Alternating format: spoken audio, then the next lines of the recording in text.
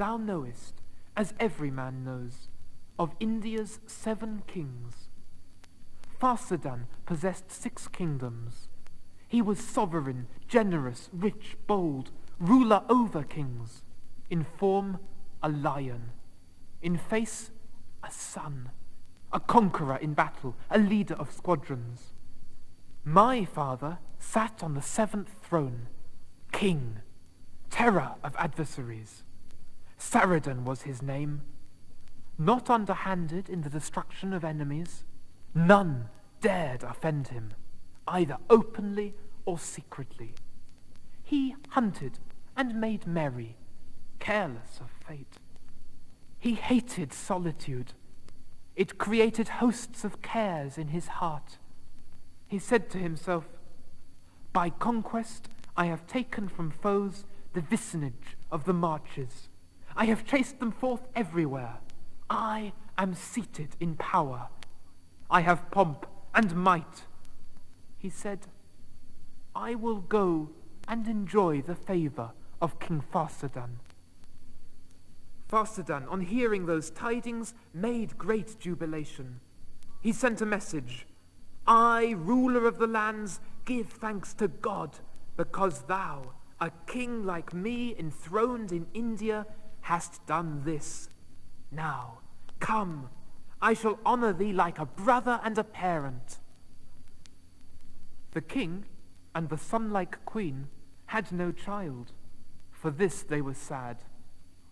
A time came when the armies were seized with alarm thereat. Woe befall that cursed day when I was given born to the Amirdbar. The king said, "I shall rear him as my son. He is even of mine own race." The king and queen took me as their child. They brought me up as lord of all the soldiers and countries. They gave me wise men to instruct me in the behavior and deportment of kings. I grew up. I became like the sun to look upon, like a lion in mien. I was 5 years old when the queen became with child. When he had said this, the youth sighed, and weeping said, "She bare a daughter." He was like to faint. Asmat sprinkled water on his breast. He said, "She, for whom these flames now burn me, was like the sun even then." That maiden was called by the name Nestandarijan. When she was 7 years old, she was a gentle and wise maid, moon-like, not equaled by the sun in beauty. From her, how can the heart bear separation, even if it were adamant or forged steel? The king built a house, and in it a dwelling for the maid.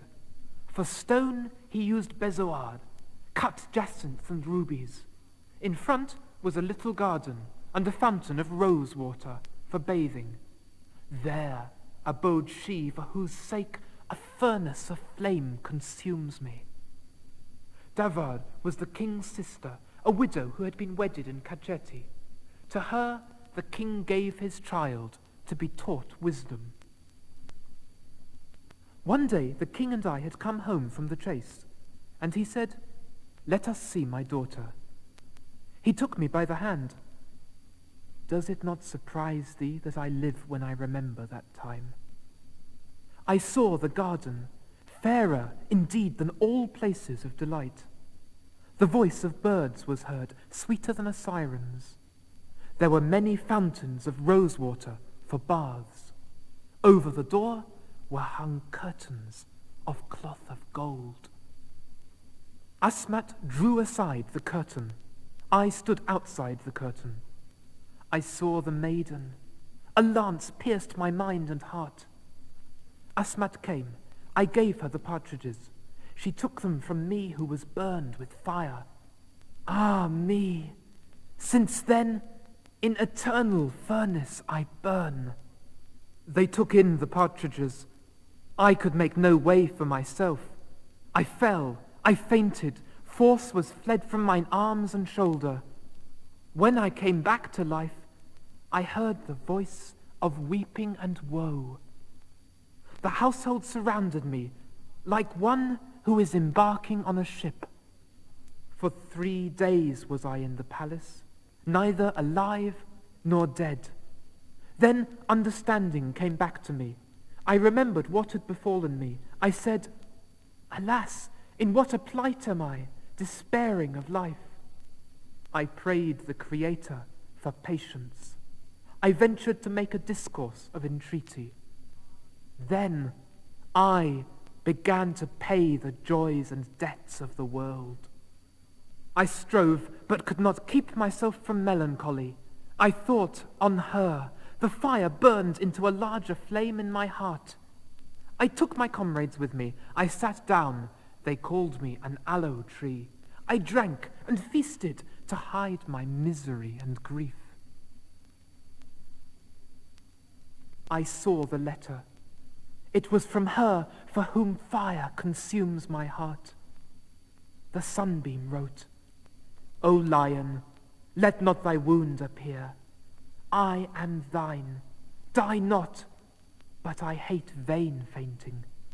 Now Asmat tells thee all that is spoken by me. Pitiful fainting and dying, what love dost thou think this? It is better to exhibit to the beloved deeds of heroism. All dwellers in Khataveti are our tributaries. Now their ill will towards us cannot be borne by us. I was desirous to wed thee even before, but hitherto I have not found opportunity to speak. The other day I saw thee, deprived of reason, sitting in the litter. Then I heard all that had befallen thee. I will tell thee truth. Hearken to this that I say to thee. Go, do battle with the Khatavians. Exhibit thyself to me in a goodly manner. This is better for thee. Weep idly no more. Why moisten more the rose? What more can the sun do to thee? Behold, I have turned thy darkness to dawn. With mine eyes I gazed upon the letter written by her. I wrote in answer, O moon, how indeed can the sun surpass thee? May God not give me that which is not like thee. I feel as in a dream. I cannot believe in my survival. I commanded the soldiers to be summoned. I sent forth the Lord of the Marches. They gathered together the armies of India, more numerous than the stars. From near and far, all hastened towards me. Plain, rock, and waste were altogether filled with soldiers. I swooped in like a falcon among a covey of great partridges. I threw man upon man. I made a hill of men and horses. The man thrown down by me spins like a dragonfly. I completely destroyed at one onslaught the 2 front squadrons. I wrote a letter. O king, great is your good fortune. The Khatavians plotted treachery to me, though it fell on them to their hurt. Therefore am I tardy in telling you my true tidings. I have captured the king. I come to thee with spoil and prisoners. Early in the morning they summoned me to the palace, when day was yet at the dawn. They said to me, God has brought old age upon us, so that we are exhausted. The time of age approaches us, youth has passed from us. We have no son, but we have a daughter, whose rays fail us not. We care not for the lack of a son, we are reconciled to that. We began to take counsel on the matter. I tried to keep my heart firm, though it was weakened. I said to myself, I shall say nothing, and can do nothing to hinder this. The king said, there is Khwarazm Shah, king of the Khwarazmians. If he would give us his child for ours, there is none like him. It was clear that they had settled it beforehand. How could I dare to dispute, since they themselves desired it? I added assent. The day of the overthrow of my soul was fixed. Excessive melancholy approached my heart as if to strike it with a knife. But when Asmat's slave entered, I sat, proud and strong. He gave me a letter. In it was written, "She who is like an aloe tree in form commands thee to come hither soon without putting off time." The light falling upon the curtain was not light. Her golden face was carelessly covered by the veil I had given her. The peerless one, apparelled in that same green garment, was seated in a reclining position on the couch. A shower of tears fell on her face, flashing with radiance. She crouched like a panther on the edge of a rock, her face flashing fury. No longer was she like the sun, the moon, an aloe tree planted in Eden. Asmat seated me far off. My heart was struck as by a lance. Then she sat erect, with frowning brows, angry, enraged. "Knowest thou not of the bringing of Khwarazm Shah to wed me? Thou wert sitting as counsellor. Thy consent to this was given. Thou hast broken thine oath to me, the firmness and bindingness thereof. Would to God I might bring thy cunning to naught. I tell thee thus, whosoever shall rule India, I have the rule also, whether they go trackless or by the road. It may not be thus. Now thou hast fallen into error. Thine opinions are like thee, even so untrue. While I live, by God, thou shalt no more dwell in India. If thou seekest to tarry, the soul shall be parted from thy body. None other shalt thou find like me, even though thou stretch thy hand unto heaven." Then I ventured to say, "If I, O son, have broken my vow to thee, may God now forthwith show his anger by hurling a thunderbolt from heaven upon me. Who save thee has for me a face like a sun, a form like a tree? The sovereign summoned me to court. They held a solemn council. Beforehand they had appointed that youth as thy husband. Even if I had opposed it, I could not prevent it. I should have been a fool for my pains. I said to myself, agree with them for the nonce. It is better for thee to fortify thy heart." She said to me, "The prudent should never hasten. He will contrive whatever is best. He will be calm under fate. If thou suffer not the suitor to come in, woe if the king be wroth with thee. Thou and he will quarrel. India will be laid waste. On the other hand, if thou allow the bridegroom to come in, he wed me, it so fall out we shall be sundered, each from other. Our gay garb will be turned to mourning. They will be happy and glorious. Our sufferings will be magnified an hundredfold. This shall not be said, that the Persians hold sway in our court. A woman should act in a womanly way, as befits her sex. I cannot have thee shed much blood. I cannot become a wall of division. When they come, slay the bridegroom, without killing his armies. To do true justice makes even a dry tree green. When thou hast killed him, tell thy lord, my father, say to him, I could never let India be food for the Persians. It is mine own heritage. Never will I give up even an ounce of it. If thou wilt not leave me in peace, I will make a wilderness of thy city. Say not that thou wantest my love, or desirest me. So will the righteousness of thy deeds seem the greater. The king will then entreat thee in the most desperate and abject manner. I shall give myself into thy hands. Reigning together will suit us." This counsel and advice pleased me exceedingly. I boasted that I would wield my sword for the slaying of my foes. Then I rose to depart. She began to entreat me to sit down. I longed to do so, but could not bring myself to clasp and embrace her. I raised on the Maidan tents of red satin. The bridegroom arrived and entered the tent. I commanded 100 servants, prepare for battle. I cut the tangled edge of the tent. I tore it. I seized the youth by his legs and struck his head on the tent pole. Those lying at the door cried. Their lamentation was marvelous. I mounted my horse, departed. My coat of chainmail protected me. An alarm was raised against me. There was a cry to pursue me. I went on. They began to follow. I slew my pursuers. I had a strong city, impregnable to the foe.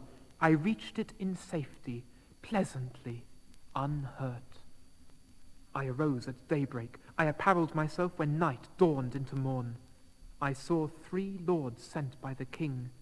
He sent a message saying, God knows I have fostered thee like my son. Why hast thou changed my rejoicing into heaviness?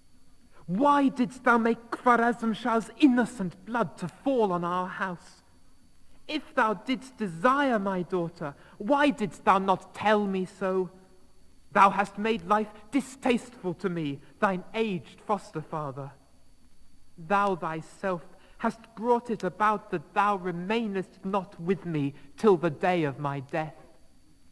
In answer, I sent a message. O king, I am stronger than bronze, and this alone hinders me from being destroyed by the fire and flame of death. But, as you know, a king should be a doer of justice. By your son, I am far from desiring your daughter. Thou knowest how many palaces and thrones are in India. I am the sole heir left. All has fallen into your hands. All their heirs have died out. Their heritage remains to you. By right, the throne belongs to none but me. I sent those men. I was mad in mind. Since I could learn naught of her, I grew more inflamed with grief. I went to look from a wall I had built overlooking the plain. I learned a dreadful thing, though I lost not my head. 2 pedestrians appeared. I went to meet them. It was a woman with a slave. I recognized who was coming. It was Asmat with disheveled head, blood flowing from her face. No more did she call to me smiling, nor did she greet me with a smile. Then she said to me, when thou slewest the bridegroom, and the alarm was raised, the king heard it. He leapt up, he was sore stricken thereat. He called for thee. He ordered thee to be summoned. In a loud voice he cried. They sought thee. They could not find thee at home, and thereat the king complained. They told him, he is not here. He has somewhere passed the gates. The king said, I know. Too well I understand. He loved my daughter. He shed blood in the fields, and when they saw each other, they could not refrain from gazing. Now, by my head, I will slay her who is called my sister. I told her gods. She has caught her in the devil's net. What have those wicked lovers given or promised her? If I allow her to remain alive, I renounce God. This is ready for her punishment. Someone, who knows who heard this wrath of the king, told it to Davar, the Kudge, who knows even heaven by her sorcery. Some enemy of God told Davar, the king's sister, thy brother hath sworn by his head, he will not leave thee alive. The people know it. She spoke thus, the good God knows that I am innocent, and let that same people know who it is that slays me, and for whose sake I am slain. My mistress was the same as when thou didst leave her. Her head was still wrapped in thy veils. Beautifully they became her. Davar spoke words such as I had never heard. Harlot, thou harlot, why didst thou slay me? I think thou too shalt not rejoice. She seized her, dragged her along, tore her long hair, wounded her, bruised her. Fiercely she frowned. Nestan could make no answer, but only sighed and moaned. A black woman was of no avail. She could not heal her wounds. When Davar was sated with beating and bruising, 2 slaves with cudge-like faces came forth. They brought a litter. They spoke rudely to her. They put that son inside. Thus was she made a prisoner. They passed the windows towards the sea. Immediately she was out of sight. Davar said, "Who would not stone me for doing this? Who? Before Farsadan slay me, I shall die. Life is wearisome to me." She struck herself with a knife, died, fell in a stream of blood. Excessive horror maddened me. Fever and trembling came upon me. I said to myself, "Die not. To lie idle in the grave is of no avail. Better is it to roam forth to seek her, to run and wander in the fields. Behold, the time for thee who wishes to go with me." Thus I spent a year, 12 months, which were to me like 20, but I found no man even in a dream who had seen her. All those who were attendant upon me were dead and perished. I said, "I cannot defy God. What he wills, even that will I do." I landed by night. I came ashore where gardens were seen. It seemed as if there were a city. We came near. On one side the rocks were hollowed out. The sight of men gave me no pleasure. Brands were imprinted on my heart. I dismounted to rest at a spot where there were lofty trees.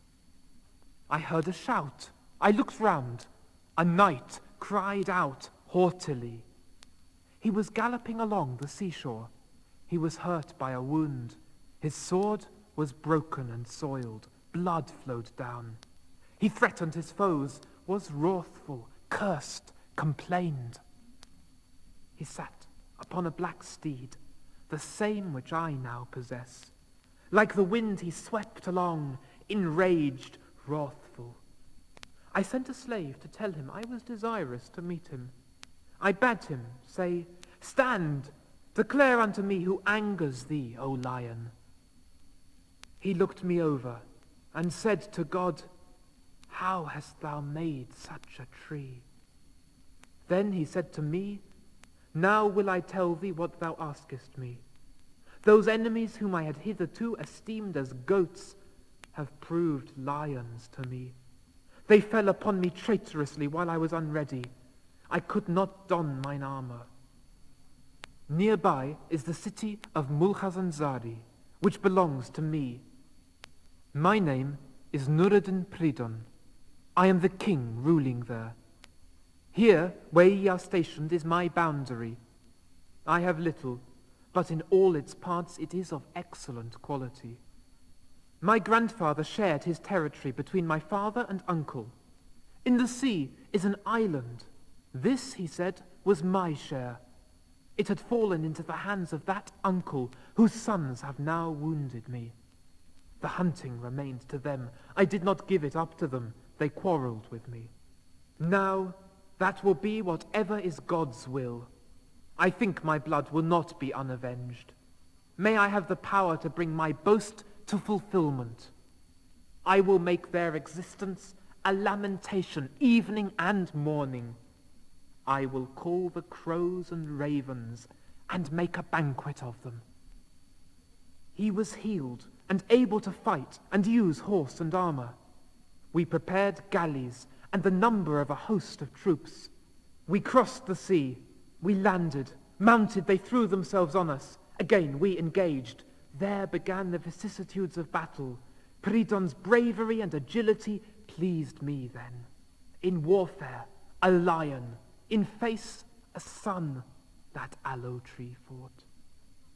The soldiers acclaimed Pridon as king, and me as king of kings, themselves as subjects, and me as sovereign of them all. I was gloomy. They could never find me culling roses. They knew not my story. There it was not lightly spoken of. I told Pridon all that had befallen me. He said to me, "What have I, mistaken, shamed, said to thee? Thou, mighty king of the Indians, wherefore art thou come to me? A royal seat and throne become thee, a whole palace." Departed from Pridon, I went on the quest again. I fared so that I missed naught on land or out at sea. But I met no man who had seen her, and my heart became wholly maddened. I was like a wild beast. I found these manless caves, hollowed out by Devis.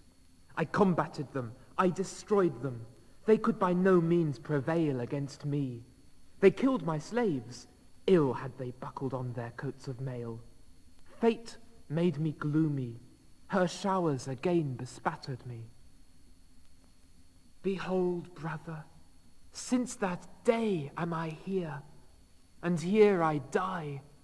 Mad, I roam the fields. Sometimes I weep, and sometimes I faint.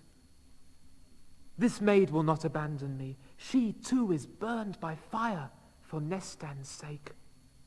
I have no other resource to try but death.